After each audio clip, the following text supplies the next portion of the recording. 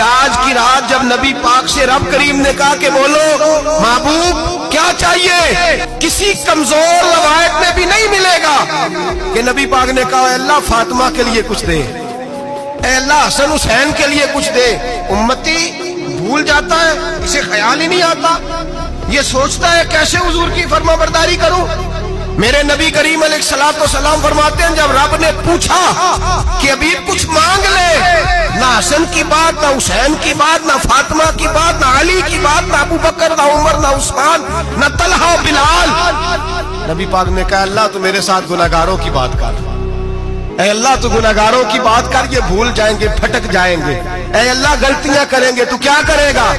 तो रब करीम ने कहा महबूब मैं तेरे साथ वादा करता हूं तेरी आधी उम्मत बगैर हिसाब किताब जन्नत में दाखिल कर दूंगा। नबी करीम ने फरमाया मौला नहीं, ये बात मुझे काबिल कबूल है, अभी तू क्या चाहता है। तो कहा अल्लाह तू मुझे सिफारिश का हक अता कर, तू मुझे इजाजत दे, मैं कहता जाऊं तो माफ करते जाना।